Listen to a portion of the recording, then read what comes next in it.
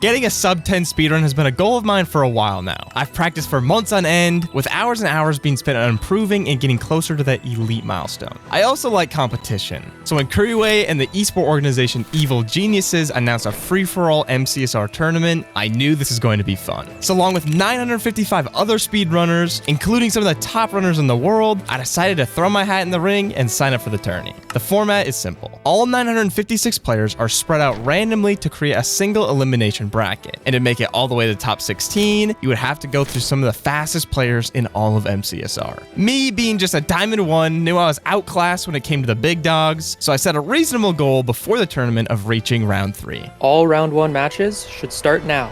Hey, how's it going, everybody? This is Post Commentary Frizz here, and I'm here to talk about the run, the tournament, a little bit more detail what's going on, and just my overall enjoyment of the overall experience. Here, Ruin Portal chest.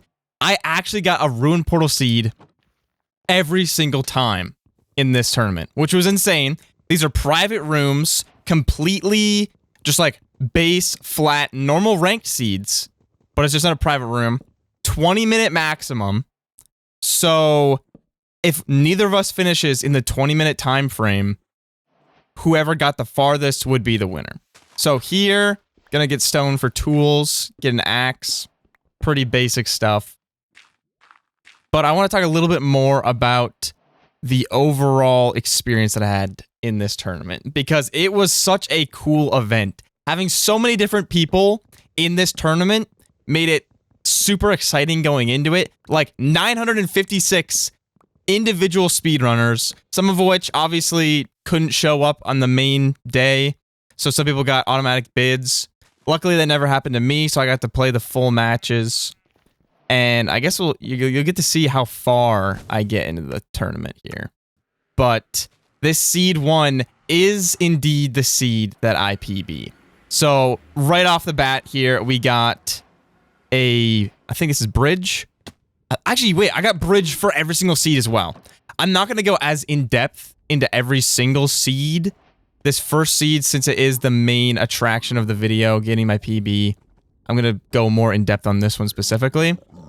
But, like, I got the exact same Bastion and Overworld combination for every single seed. I promise it wasn't cheating. They could look at the settings for the private rooms before every single round to ensure that I didn't mess with anything. Since I was the lower seed number in a lot of these scenarios, like with the matchmaking, I was the one who ran the private rooms.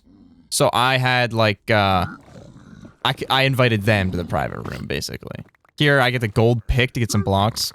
Honestly, good heads-up play that I thought of. I do have like a decent amount of wood, but there's almost no reason to not do it. And since I have this notch apple, food is like not a massive concern for this seed. Obviously, I'm going to have to do some hunger resetting, but the notch apple is always obviously just like so overpowered. Yeah, so for the private rooms, you basically just give your opponent co-host as well, so they also have admin permissions when it comes to looking at the settings and stuff. So absolutely nothing was tweaked. This applies to every single round 1 match.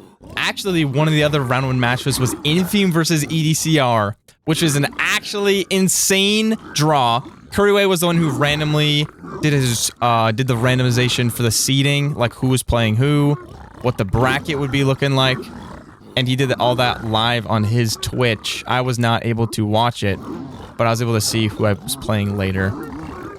Here I'm playing Fred the Wreck 2, who is currently in Emerald 1 as of recording this, but at the time of the match, he was in Gold 2, so obviously I had a little bit of an elo advantage, but their PB's actually faster than mine, and their average is only like 40 seconds slower at the max. Currently, only 30 seconds slower. Obviously, I have a really good forfeit rate, and they have a 23% forfeit rate at the time of recording, which I'm recording this voiceover like 2 weeks after the event because I've been busy making other videos. Regardless, I know Fred the Wreck has the capability of going very fast, evidenced by the PB that's faster than my own. So I knew I would kind of have to cook. Here I got a great view of where the fortress is through this little hole in the terrain. And it is, as you can see, we are sliding up to the fortress at 420. And that's like really good pace for me. Here, are we gonna pearl? No. I know I don't have any food, so I'm trying to conserve the extra health and hunger that I have right now. So we're not pearling around. As you can see, Frederick is going to enter the fortress literally right after me. Like within 4 to 5 seconds. I don't exactly know where they entered, but you'll see in a second that I'm right next to the spawner. So we're able to get going on these blazes as soon as possible. Here, I'm trying to do some pre-crafts, get a bed going. They actually killed their first blaze right before mine. Or was it a blaze? It might have been a wither skeleton, since they didn't get into fire. Huh. Anyways. Yeah. As I do this blaze bedding, let's talk a little bit more about the tournament format. So, single elimination, 956 people, massive bracket. Once it got to the round of 16, each game was broadcasted on the Evil Geniuses esports channel, where Curryway, Kyle F, Fulham, a bunch of other commentators were watching the games, as well as on using the MCSR TV website, so they could see like the progress of a bunch of different games that's happening. Super cool, like actually insane design. Like the whole way that they broadcasted the format was actually so cool. I never made it onto the main broadcast, which, you know, to be expected when there's big names like Infume, EDCR, like matches like that happening. Obviously, you're not going to be watching Frizz Clips versus Fred the Wreck. Like this is like a normal ranked match, except Fred the Wreck's like a few hundred elo less than me. So, like, it's not exactly a riveting matchup. Here I'm at 5 rods. Can we get the 6th? Yep, right there. Okay, bang. So we're blinding here at like the 630, 640 mark, which is really quick with all the rods, might add. Like, we are actually rolling here. No food, but as you can see, there's a cow right next to my portal, so I'm gonna get that after I measure the eye. How close is the stronghold? Surely it's not too far? Is that 2,000 blocks? Wait, is that 2,000? It's 2,000 blocks away. Dude, how's this PB? So, technically, it's not my ranked PB because this is an official ranked match. This is a private room. But this is my first ever tournament experience. And I've never been in anything like this before. Never done anything this cool. And I get a PB my first tournament. Like, first match. Actually insane. And it's also my first sub 10. Like, I've never gotten a sub 10 before in my entire life. In a private room, I've never gotten in a private room. I'd never gotten it in a real match. In any sort of scenario, I had never gotten a sub 10. And in this match, we somehow get it done. Fred the Wreck is right behind me. Maybe 10, 15 seconds behind. They blinded pretty soon after I was leaving the blind split. But here we got 2,000 blocks to go, which obviously is like 200 something in the nether. I need to like get those calculations dialed in my head. Here's one of the main misplays of the run. I pearled to this farther terrain. Since I do have the steak and pork chop though, I'm kind of chilling when it comes to food. And now we're getting to coordinates right about now. Right? Yeah, right here. So, building our portal at 8:23. Like, this is insane pace. I've maybe gotten to the stronghold slightly faster before. I think I have a 7:30 in a real ranked match. Unfortunately, the end fight just didn't go the way I wanted to. Here we're doing the, there we go. There we go. That's a good spike. So I quickly checked down this hallway, see that it goes down and then straight, and I know it's not exactly the way I want to go. Here you got light. It's doubling back. This is looking great. Bang. He now gets I Spy, so he's about 15 seconds-ish behind me. I know I have a little bit of a lead. Get the hotbar done, and bang, we're in the end. It is front cage So I know I can hit this. I have 5 beds, 1 anchor, which should be good enough to do a basic 0 cycle here. Like, I'm pretty confident in my ability. Got a little bit of shaky movement. Like, the nerves were insane. My arms are jelly. First bed, pretty good. Going for the double bed. Great double bed. Sets itself perfectly. Can't speak. 2 bed, bag, 3+2. Bro, I can't speak. Oh, it's beautiful. A great 3+2. Considering the nerves that I had in this moment, like, insane 3+2. And here we go. Holy crap! Oh my goodness, bro! Oh my goodness! You have got to be kidding me! You have got to be kidding me! This is no joke! This is not a joke, bro! Yeah, sorry, I'm yelling pretty loud. This is not a joke! That was post me, actually. Oh my goodness! Yeah. Some people live were talking about how loud I was. Dude, I'm gonna throw up. Oh my goodness. So coming off of this victory, we had to wait like maybe 10 minutes. Since I finished so fast, you have to wait. Obviously, there's a 20-minute maximum. Some people are gonna hit that. There's a lot of coals in the beginning of it. Like, it's just a wide range of elo.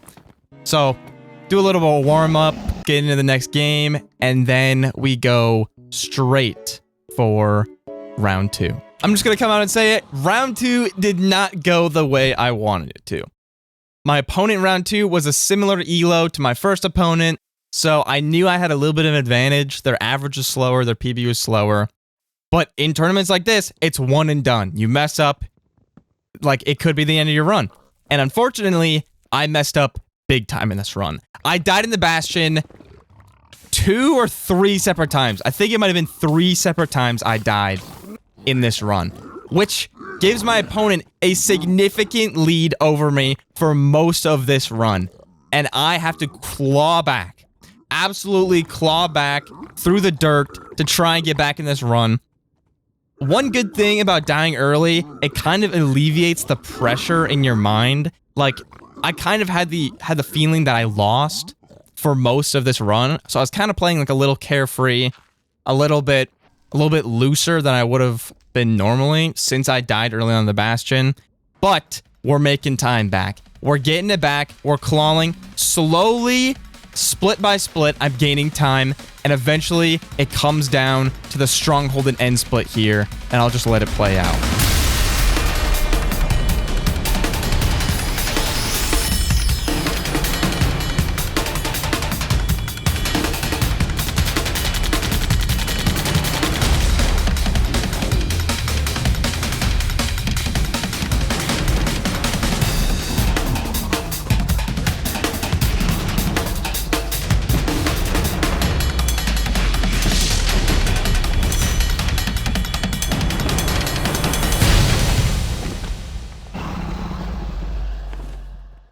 And so following the dramatic ending of round 2, guys, that was bad. Or I pull off the 3+2 and get the win in a absolutely disgusting match. Holy, dude, we go from the best run of my entire life to absolute dog water. We are now moving on to round 3, which, remember from the beginning, I said was my goal going into it. And now I play the person that I was fearing that I was going to have to play from the beginning. I scouted out how the bracket could play out from the beginning, and I saw Frold or Froldy, I don't exactly know how to pronounce their name. I saw that they were in my path. The war path from the beginning. If I was going to make it far in this, I was going to have to beat people that were better than me. And Frold has been a netherite this season. Their average is significantly faster. PB significantly faster. I knew if I wanted to have a chance, I would have to play on the top of my game. Which, going into this tournament, I'm a peak elo. It says Diamond 1. Now I'm a little bit higher elo than I was back then. Feel a little bit more confident. This is literally 2 weeks ago, though. So, like, not much has changed, obviously. But in this match, Frold has an advantage pretty much from the Bastion split onwards, because they found a buried treasure in the overworld that I didn't even think of looking for. So they have an advantage food-wise, iron-wise, gold-wise. I had to get iron from the Bastion chests, while I'm pretty sure they could just go straight for the chalice. So that automatically set me back from the beginning. I was faster into the Bastion because of this, and I was slower through the rest of the seed because of it. And Unfortunately, when you're significantly slower mechanically than somebody and also slower in like decision making and stuff, it's kind of hard to make time back. And though I tried my very best, and I feel like I played the seed well, Frold in the end gets the win, which honestly, the seed was faster than my PB, which props to them. Like, the odds I was going to win this game was pretty low. But overall, I enjoyed the tournament. I got to round 3, which was honestly exceeding my expectations going into it. Like, honestly, I thought I could have choked round 1. Getting a sub 10, a new PB, which technically isn't a ranked PB, so I'm not going to count it as such. But overall, this tournament experience was super great. Shout out to Curryway and Evil Geniuses for putting it on. Can't wait to see what they got planned in the future. If I can, you know, compete in more events like this, I would love to. And hope you enjoyed. Yeah, thanks for watching. Hopefully more to come soon from the Frizz Clips and Frizz Clip channels. As always, peace.